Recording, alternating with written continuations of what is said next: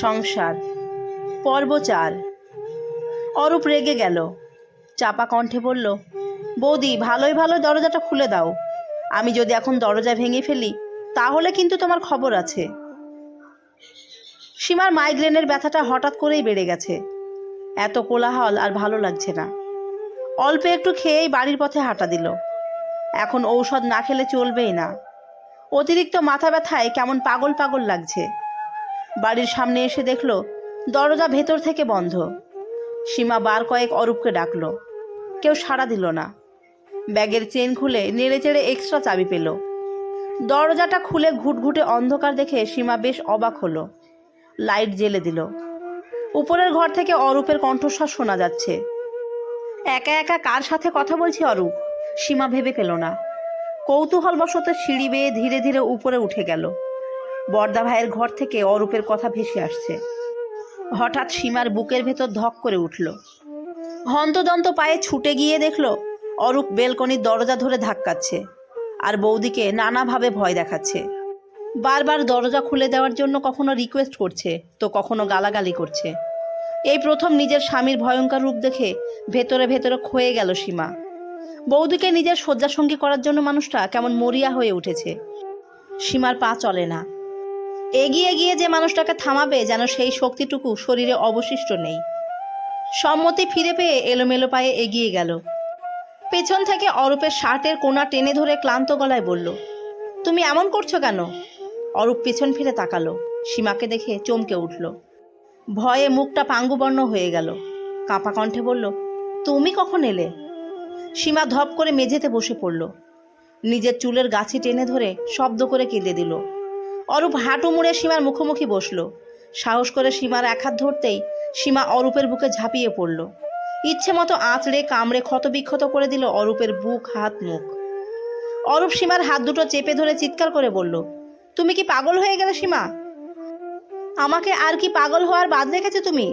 তোমার মতো চরিত্রহীন লম্পট জানোয়ারের সংসার করছি আমি এতদিন ধরে। ছি, ভাবতেই আমার লজ্জায় ঘৃণায় মরে যেতে ইচ্ছে করছে।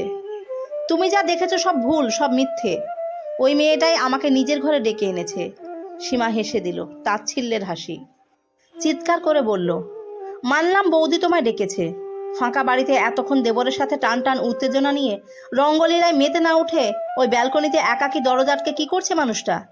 আমায় বলতে পারো অরূপ? কথা বলছো না কেন? উত্তর দাও। সীমা, ঘরে চলো, আমি তোমাকে সবটা বুঝিয়ে বলছি। সীমা চোখের জল মুছে নিয়ে তাচ্ছিল্য করে বলল, আর কি বোঝাতে বাকি রেখেছো তুমি আমায়? তোমার ৯-৬ বোঝানোতে এতক্ষণ নিজের চোখে যা দেখেছি, যা শুনেছি, সব মিথ্যে হয়ে যাবে না অরূপ? আমার ভাবতেও ঘৃণা লাগছে তোমার মতো লম্পট চরিত্রহীন কাপুরুষ আমার বর। নিচে রূপা দীপার কণ্ঠস্বর শোনা যাচ্ছে। বোধহয় ওরা সবাই চলে এসেছে। অরূপ জোর করে সীমাকে ৫ গোলা করে নিজের ঘরে নিয়ে গেল। অনুপমা ভয়ে গুটিসুটি মেরে বসে বসে কাঁদছিল আর আকুল স্বরে ঈশ্বরকে ডাকছিল। হঠাৎ সীমার কণ্ঠস্বর শুনে জানে প্রাণ ফিরে এলো। তবে দরজা খোলার সাহস পায়নি। চুপটি করে সীমার কথাগুলো শুনছিল। হাতে ধরে রাখা ফোনে চোখ পড়তেই রূপায়ণের প্রতি প্রচুর অভিমান হলো। মানুষটা এতই ব্যস্ত যে অনুপমা এতবার ফোন করার পরও ফোন রিসিভ করেনি। সঠিক সময়ে সীমা না এলে যে আজ কত বড় সর্বনাশ হয়ে যেত ভাবতেই অনুপমার সারা শরীর কাঁটা দিয়ে উঠল। রূপায়ণ মাকে ধরে ধরে ঘরে নিয়ে গেল। মাকে বিছানায় সাবধানে বসিয়ে দিয়ে নিজেও পাশে বসল। রাতে কি কি ওষুধ খেতে হবে দেখিয়ে দিয়ে নিজের ঘরে চলে গেল। দরজা হাঁট করে খোলা। সারা ঘর এলোমেলো। অনুপমা ঘরে নেই। রূপায়ণ বেশ অবাক হলো। সেই কখন এসেছে রূপায়ণ? অনুপমাকে শুনতে পায়নি? একবার মায়ের ঘরেও তো গেল না। কয়টা বাজে? সময় দেখার জন্য ফোন বের করে স্ক্রিনে অনুপমার নাম দেখে চমকে উঠল। ৬৯টা মিস কল। আশ্চর্য, অনুপমা এতবার ফোন করেছে কেন? ফোনটা সাইলেন্ট হয়েছিল, রূপায়ণ শুনতে পায়নি। সারা ঘর পায়চারি করে ব্যালকনির সামনে গিয়ে দেখল বাইরে থেকে দরজা বন্ধ। এবার একটু ভয় ভয় করতে লাগলো। রূপায়ণ দরজা টোকা দিয়ে ভীত কণ্ঠে বলল, অনুপমা, দরজা খোলো, কি হয়েছে? রূপায়ণ এসেছে? এতক্ষণে মানুষটার আসার সময় হলো বুঝি? প্রচণ্ড অভিমানে নিঃশব্দ কাঁদতে লাগলো অনুপমা। রূপায়ণ অস্থির হয়ে বলল, দরজা খোলো লক্ষ্মীটি, ফোন সাইলেন্ট হয়েছিল, সরি। অনুপমা, এবার কিন্তু আমার খুব ভয় লাগছে অনুপমা, কি হয়েছে তোমার? কেউ কিছু বলেছে? আরে না বললে বুঝবো কিভাবে? এবার কিন্তু আমি দরজা ভেঙে ফেলবো অনুপমা।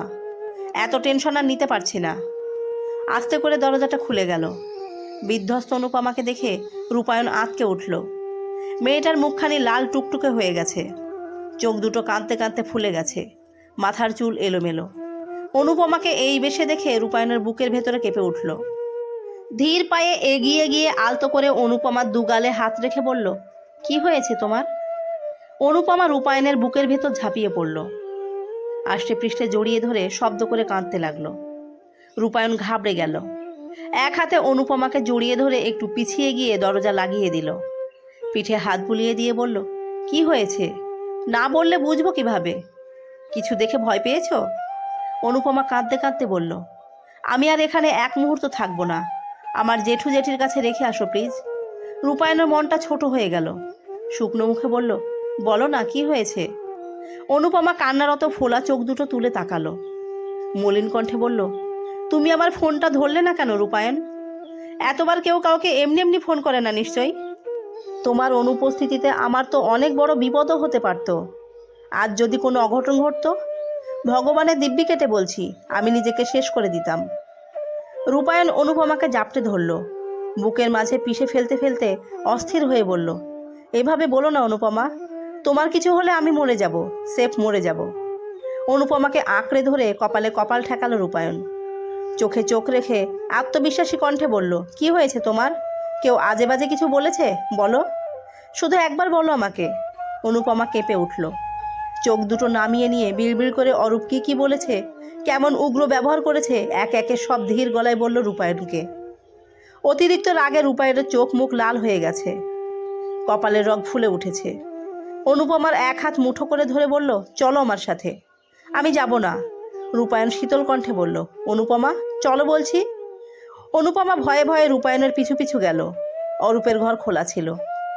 রূপায়ণ অনুপমাকে নিয়ে ঘরে ঢুকেই আচমকা অরূপের গলা চেপে ধরল। চাপা কণ্ঠে বলল, ফাঁকা বাড়ি পেয়ে অনুপমার সাথে কি করতে চেয়েছিলি তুই? বল কি করতে চেয়েছিলি? অরূপ দমে গেল না। রূপায়ণের হাত থেকে নিজেকে ছাড়িয়ে নিল, চেঁচিয়ে বলল, আমি কিছুই করিনি। তোর বউই আমাকে তোর ঘরে ডেকে নিয়ে গিয়েছিল। রূপায়ণ ইচ্ছে মতো অরূপের সারা গালে থাপ্পড় দিল। দাঁতে ঠোঁট চেপে বলল, আমার বউয়ের যদি তোর সাথে নোংরামি করার ইচ্ছে থাকতো, তাহলে আমরা কেউ ঠিকও পেতাম না এই বন্ধ ঘরে কি হয়েছে না হয়েছে। দীপা রূপা দৌড়ে এলো। অরূপকে রূপায়ণের হাত থেকে ছাড়িয়ে নিয়ে চিৎকার করে বলল, কি হয়েছে? ওকে অমানুষের মতো মারছিস কেন? রূপায়ণ বলল, আস্তে কথা বল রূপা, মা অসুস্থ। এই ঘরের বাইরে যেন সাউন্ড না যায়। ও কি করেছে অরূপকে জিজ্ঞেস কর। মা অসুস্থ, আমরা সবাই হাসপাতালে ছুটোছুটি করছি। আর জানোয়ারটা সেই সুযোগে বাড়িতে এসে অনুপমার সাথে নোংরামি করার চেষ্টা করেছে। সীমা কোথায় ছিল? রূপায়ণ বলল, ওই তো সীমা, ওকেই জিজ্ঞেস কর। দীপা সীমাকে বলল, তুমি কোথায় ছিলে? আমি পুপিনের জন্মদিন খেতে গিয়েছিলাম। বাড়ি এসে দেখি অরূপ বর্দা ভাইয়ের ঘরে। রূপা অনুপমাকে দেখিয়ে বলল, ও কোথায় ছিল? উনি বেলকনিতে দরজা আটকে ছিল। রূপায়ণ আবারও তেড়ে গেল। অটুটে টুটি চেপে ধরে বলল, এত বড় সাহস কে দিয়েছে তোকে? বল কে দিয়েছে? নিচে নামতে নামতে কোথায় নেমে গিয়েছিস? একবারও ভেবে দেখেছিস অনুপমা তোর বড় বৌদি হয় রে? রূপা দীপা রূপায়ণকে টেনে সরিয়ে দিল, বলল, তোর বউয়েরও দোষ আছে। 2 দিনের মেয়ের জন্য তুই অরূপকে এইভাবে মারছিস কেন? চুপ! এত জোরে ধমক খেয়ে কেঁপে উঠল দীপা। রূপায়ণ বলল, অনুপমাকে নিয়ে যদি আর একবার কারো মুখে বাজে কথা শুনি, তাহলে আমিও ভুলে যাব তোরা আমার ভাই বোন। আর অরূপ, তোকে যদি অনুপমার ধারে কাছেও দেখি না, তাহলে সেদিনই হবে তোর শেষ দিন। বিয়ের আগে যা করেছিস করেছিস, এখন স্বভাবটা পরিবর্তন কর। সীমাকে নিয়ে ভালো মতো সংসার কর। কথাগুলো বলেই অনুপমাকে নিয়ে নিজের ঘরে চলে গেল রূপায়ণ। অনুপমাকে কোলের মাঝে বসিয়ে ঘাড়ে চিবুক রেখে বলল, কখনো আমার কাছ থেকে কিচ্ছু লুকাবে না অনুপমা। যাই হয়ে যাক না কেন, সব সময় আমাকে সত্যিটাই বলবে। আমাকে ক্ষমা করে দিও। তোমার ব্যাপারে আরও সতর্ক থাকা দরকার ছিল। অনুপমা নিশ্চিন্তে রূপায়ণের বুকে মাথা রাখল। রূপায়ণের অতিরিক্ত ভালোবাসায় অনুপমার সমস্ত দুঃখ কষ্ট একটু একটু করে ধুয়ে মুছে গেল। সকালে রূপায়ণ জলখাবার খেয়ে দোকানে চলে গেছে। সীমা এখনো ঘর থেকে বের হয়নি। অনুপমা শাশুড়িকে ঔষধ দিয়ে জলের গ্লাসটা এগিয়ে দিল। রূপা মায়ের পাশে বসে ব্যঙ্গ করে বলল, তোমার বড় ছেলে বউ পেয়ে এখন আমাদের ভুলে গেছে মা। তার এখন আর ভাই বোন লাগে না, শুধু বউ থাকলেই হবে। রূপার বর আজ ভোরে এসেছে, টেবিলে বসে বসে তৃপ্তি করে বাহারি পদের জলখাবার খাচ্ছে। অনুপমা এগিয়ে গেল, হেসে দিয়ে রূপাকে শুনিয়ে শুনিয়ে বলল, শুধু আমার ননদ নিয়ে পড়ে থাকলেই হবে জামাইবাবু? এক কাজ করুন, আমার ননদকে 6 মাসের জন্য রেখে যান, আর আপনার সবগুলো ভাই বোনকে ফোন করে আপনাদের বাড়িতে আসতে বলুন। সবাই সবার ভাই বোন নিয়ে ছোটবেলার মতো সুখে শান্তিতে মিলেমিশে 6 মাস থাকুক। সব সময় বউ দিয়ে কি হয়? বউ মানেই প্যারা। রূপা রেগে গেল, কড়া কণ্ঠে বলল, এই মেয়ে, কি বললে তুমি? অনুপমা মুখ টিপে হেসে বলল, আমি কি কিছু ভুল বলেছি জামাইবাবু? ভদ্রলোক বিষম খেল, আমতা আমতা করে বলল, না না, ঠিকই বলেছেন। দীপার আগে আগুন হয়ে গেল। ভদ্রলোকের ভুঁড়িতে গুঁতো মেরে চাপা কণ্ঠে বলল, ও ঠিক বলেছে তাই না?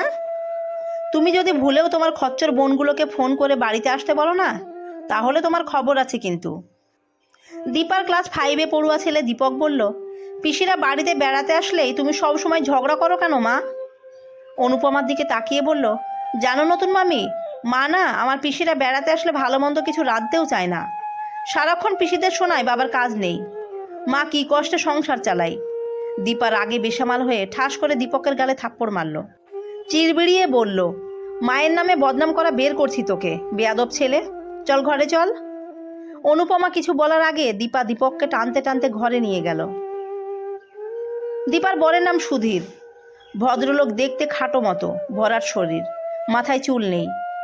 ভদ্রলোক আরাম প্রিয় মানুষ। বউয়ের মুখের ওপর উঁচু গলায় কথা বলতে পারে না, বলবেই বা কিভাবে? 6 মাস আগেও দীপা তার বর্দা ভাইয়ের কাছ থেকে 1,03,000 টাকা ব্যবসার কথা বলে চেয়ে নিয়ে তাকে দিয়েছে। ভদ্রলোক বলেছে বছরখানিক পর দিয়ে দেবে। দীপা বলল, থাক, দেওয়ার দরকার নেই, না দিলেও বর্দা ভাই কিছুই মনে করবে না। ওর এত সম্পদ খাবে কে? রূপায়ণ ব্যবসায় বেশ মোটা অঙ্কের টাকা লস খেয়েছে।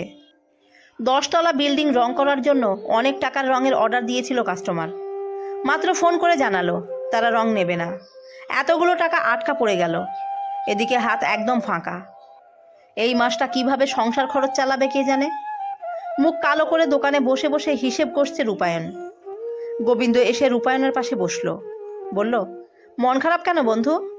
অনেকগুলো টাকা আটকা পড়ে গেল, হাতের অবস্থা ভালো না। এই মাসটা চলতে আমাকে বেশ হিমশিম খেতে হবে গোবিন্দ। তোর ছোট ভাইকে সংসারে খরচ দিতে বল। একা একা আর কতদিন সংসারের ঘানি টানবি? কখনো কারো কাছ থেকে হাত পেতে টাকা চাইনি, কষ্ট হয়েছে, তবুও যেভাবে পেরেছি সেভাবেই সংসারের হাল ধরেছি। এখন টাকা চাইতে গেলে 1000টা কথা উঠবে। তখন শুধু তোরা তোরা ছিলি, এখন পরিবারের সদস্য বাড়ছে। তোর ভাইও তো ইনকাম করা শিখেছে, বিয়ে করেছে, তাহলে সংসারে খরচ দিতে সমস্যা কোথায়? তোদের খরচ না দিল নিজেদের খরচটা অন্তত দেবে। অতিরিক্ত আদর দিয়ে দিয়ে মা সব কয়টার অভ্যাস খারাপ করে ফেলেছে। বাপ মরা ভাই বোনগুলো ছোটবেলা থেকেই কোলে পিঠে করে মানুষ করেছি, সেভাবে কিছু বলতেও পারি না, মায়া লাগে। তোর ভালোবাসা দায়িত্বকে ওরা তোর দুর্বলতা ভাবে, ওদের ভুল ভাঙা। এখন তোর নিজের একটা সংসার হয়েছে রূপায়ণ, 2 দিন পর 4 পা থেকে 6 পা হবি। ভাই বোনদের জন্য তো অনেক করলি, এবার নিজেদের জন্য কিছু কর। রূপায়ণ মলিন হেসে বলল, তোর বুদ্ধি শুনেই তো কাউকে না বলে একটা ডিপোজিট করেছিলাম, জমতে জমতে 1,20,000 টাকা জমেছে, এখন ভাবছি ভেঙে ফেলবো। গোবিন্দ রূপায়ণের হাত চেপে ধরল, বলল, খবরদার না রূপায়ণ, ওটা তোর আর বৌদির ভবিষ্যৎ। ধর তো 2 দিন পর একটা বাচ্চা হলো, ঠাকুর না করুক তোর যদি কিছু হয়ে যায়, তোর বাচ্চাটাকে নিয়ে বৌদি কোথায় যাবে, কিভাবে চলবে, একবারও ভেবে দেখেছিস? তোর এই ভাই বোনগুলো বৌদিকে টিকতে দেবে? খারাপ সময় টাকা পয়সার অভাব মানুষের চিরকাল থাকে না, তবে বয়সকালেই যদি নিজেদের জন্য কিছু না জমাতে পারো, বৃদ্ধ বয়সে গিয়ে আফসোস করতে হবে। রূপায়ণ দীর্ঘশ্বাস ফেলল, এতটা গভীরভাবে ভেবে দেখা হয়নি। গোবিন্দ বলল, আমি তোদের সাজেক যাওয়ার ব্যবস্থা করে দিচ্ছি, বৌদিকে নিয়ে ঘুরে আয়, হানিমুনটাও সারা হবে, বিষণ্ণ মনটাও রিফ্রেশ হবে। হাতের অবস্থা একদম ভালো না, আমি এখন কোথাও যাব না গোবিন্দ। সাজেক যাওয়ার পুরো খরচ আমি বহন করব, ধরে নে তোর বিয়ের গিফট। তোদের বাড়িতে একটার পর একটা ঝামেলা লেগেই থাকে, বৌদিকে একান্ত সময়ই দিতে পারছিস না তুই। এই সময়টা অনেক বেশি করে স্পেশাল রূপায়ণ। হেলাই ফেলাই নষ্ট না করে দুটিতে মিলে কিছু সুন্দর স্মৃতি জমা। আমি আর তোর কোনো কথাই শুনবো না রূপায়ণ। ফোন করে রিসর্ট বুকিং করে দিচ্ছি। টুকিটাকি কেনাকাটা থাকলে সেরে নিস। পাগলামি করিস না গোবিন্দ। অবশ্যই অনুপমাকে বেড়াতে নিয়ে যাব, তবে এখন না। গোবিন্দ সে কথা শুনল না। ফোন করে রুই লুই রিসোর্টের একটা রুম বুকিং করে দিল। গোবিন্দর এক নিকটাত্মীয় ওই রিসোর্টে শেয়ারে আছে। তার 2 দিনের মাঝে রুম পেতে কোনো সমস্যা হবে না। রূপায়ণ রাত 8টার দিকে দোকান বন্ধ করে বাড়ি গেল। যাওয়ার সময় একটু মার্কেটে টু মারল। অনুপমার জন্য শাড়ি, প্লাজো, রেডিমেড লং জামা, ওড়না, জুতো সহ অনেক কিছুই কিনে ফেলল। আজ বেশ গরম পড়েছে। রূপায়ণ ঘরে এসে ব্যাগগুলো আলমারিতে তুলে রাখলো। ফ্যানটা ছেড়ে দিয়ে ঘামে ভেজা শার্টটা খুলে রেখে বিছানায় গা এলিয়ে দিয়ে বসলো। অনুপমা জলের গ্লাস এনে রূপায়ণের হাতে ধরিয়ে দিল। তারপর রূপায়ণের ঘামে ভেজা খুলে রাখা শার্টটা ব্যালকনিতে ছড়িয়ে দিতে গেল। এক চুমুকে জলটুকু শেষ করে রূপায়ণ উঠে গেল। ব্যালকনিতে গিয়ে পেছন থেকে আলতো করে অনুপমাকে জড়িয়ে ধরে চুলে মুখ ডুবিয়ে দিল। অনুপমা কেঁপে উঠল। আবেশে 2 চোখ বুজে ফেলল।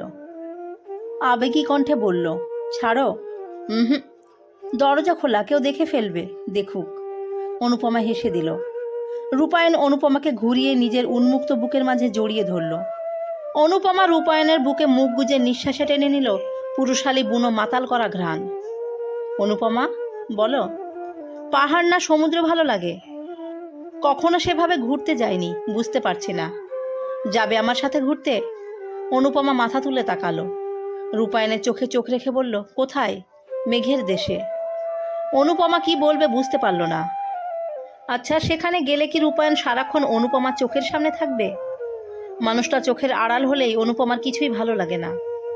এ কাজ সে কাজের ফাঁকে ফাঁকে আকুল হয়ে মানুষটা ফিরে আসার প্রহর গোনে অনুপমা। এই তো মানুষটা এত কাছে এসেছে। অনুপমা চোখ তুলে দেখতে পারছে, মন খুলে কথা বলতে পারছে। কি যে শান্তি লাগছে। অনুপমা আর একটু নিবিড়ভাবে অনুপমাকে জড়িয়ে ধরল। কানের লতিতে মুখ ঠেকিয়ে ফিসফিস করে বলল, কাল আমরা সাজেক যাব। তোমাকে তো রাত ছাড়া সময় দিতে পারছি না। 3 দিনের ফুল প্যাকেজ। এই 3 দিন আমি থাকবো পাহাড়ের বুকে, আর তুমি থাকবে আমার বুকে। অনুপমা সর্বাঙ্গ জুড়ে শিহরণ বয়ে গেল। নিঃশ্বাসে চঞ্চলতা।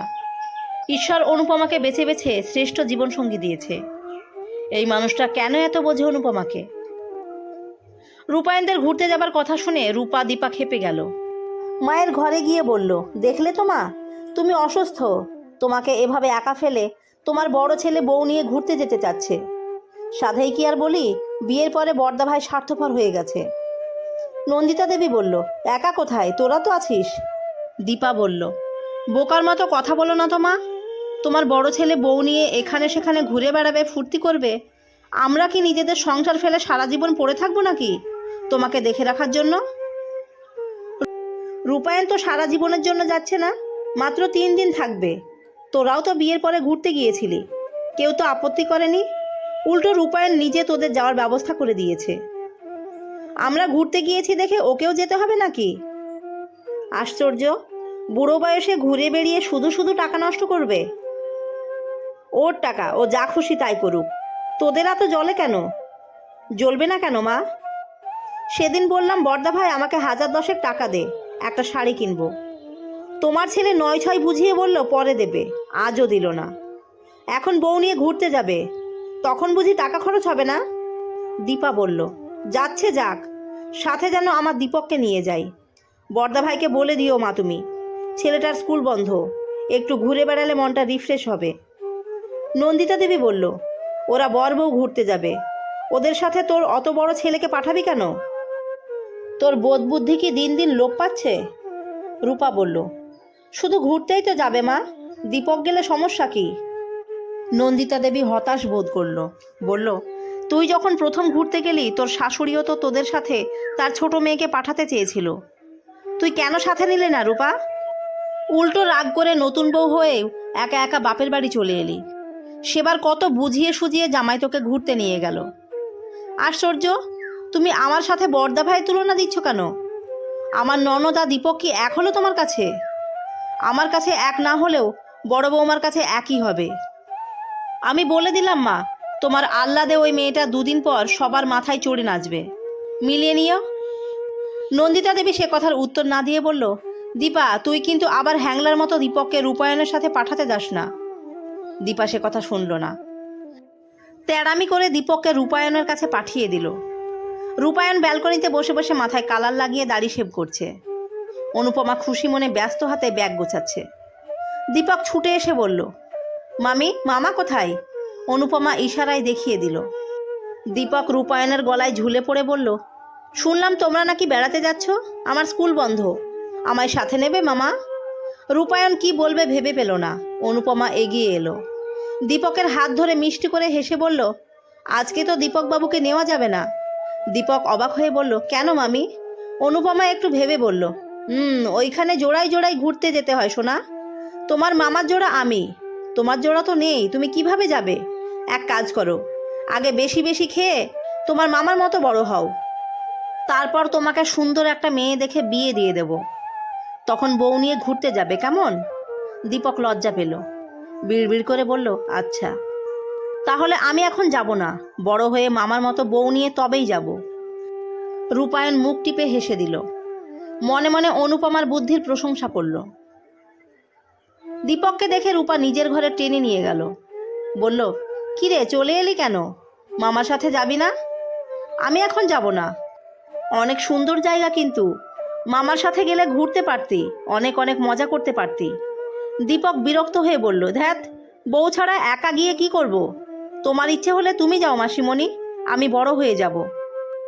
রূপা বোকার মতো হাঁ করে বসে রইল। দীপক ছুটতে ছুটতে খেলতে চলে গেল। সকাল 11টার দিকে রূপায়ণ অনুপমাকে নিয়ে সাভারের উদ্দেশ্যে রওনা দেবে। সাভার থেকে খাগড়াছড়ির বাসে উঠবে। সাভার যেতেও তো ঘন্টাখানেক সময় লাগবে, জ্যাম হলে তো কোনো কথাই নেই। অনুপমা লাল ব্লাউজের সাথে বাসন্তী কালারের শাড়ি পরেছে, গলায় রূপায়ণের দেওয়া মোটা চেন, কানে দুল, হাতে স্বর্ণের পলা পরেছে, সিথি ভর্তি সিঁদুর পরে কপালে একটা লাল টিপ পরেছে। ব্যাস, এতটুকু সাজেই দেখতে যে কি সুন্দর লাগছে, দু চোখ জুড়িয়ে যায়। অনুপমার গায়ের ফর্সা রঙের সাথে বাসন্তী রংটা ঠিকঠাক বসে গেছে। রূপায়ণ মুগ্ধ চোখে তাকিয়ে বলল, অপরূপ সুন্দর। অনুপমা লাজুক হেসে বলল, এবার কিন্তু সত্যি সত্যিই দেরি হয়ে যাচ্ছে। হ্যাঁ হ্যাঁ চলো। মায়ের কাছ থেকে বিদায় নিয়ে অনুপমাকে নিয়ে গাড়িতে চেপে বসল রূপায়ণ। ধুলোবালি উড়িয়ে গাড়িটা সাঁই সাঁই করে ছুটছে। রাস্তার পাশেই বিশাল বিশাল শিমুল গাছ, গাছে অজস্র লাল রঙা শিমুল ফুল ফুটে আছে, দেখতে কি যে ভালো লাগছে। বিকেলবেলা নিপা কাঁদতে কাঁদতে বাড়িতে এসে ঢুকলো। মাকে বলল, বর্দা ভাই কোথায় মা? নন্দিতা দেবী উত্তেজিত হয়ে গেল, বলল, কেন, কি হয়েছে? নিপা বলল, আমি আর ওর সংসার করব না, ওকে ডিভোর্স দেব, বর্দা ভাইকে ব্যবস্থা করতে বলো। কোথায় বর্দা ভাই? দোকানে গেছে, ওকে ফোন করে তাড়াতাড়ি বাড়িতে আসতে বলো। রূপা বলল, কি হয়েছে নিপা, ঘটনা কি, খুলে বল। ওই লম্ফটটা লুকিয়ে বিয়ে করেছে, আমরা কেউ কিছুই জানতাম না, সবাই আঁতকে উঠল। দীপা বলল, সৌরভ এই কাজ করতে পারলো, কবে করেছে? নিপা কাঁদতে কাঁদতে বলল, মাস 6, আমরা কেউ জানতাম না, গতকাল মেয়েটা গর্ভবতী অবস্থায় বাড়িতে এসে উঠেছে। সৌরভ কিছু বলেনি? ও কি বলবে, বলে আমার দুজনকেই লাগবে, তোমাদের কাউকেই ছাড়তে পারবো না আমি, লম্পটটা দুজনকে নিয়েই সংসার করতে চাই।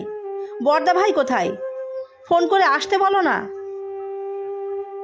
গল্পের বাকি অংশ আগামী পর্বে। গল্পটি ভালো লাগলে সাবস্ক্রাইব করবেন। ধন্যবাদ সবাইকে।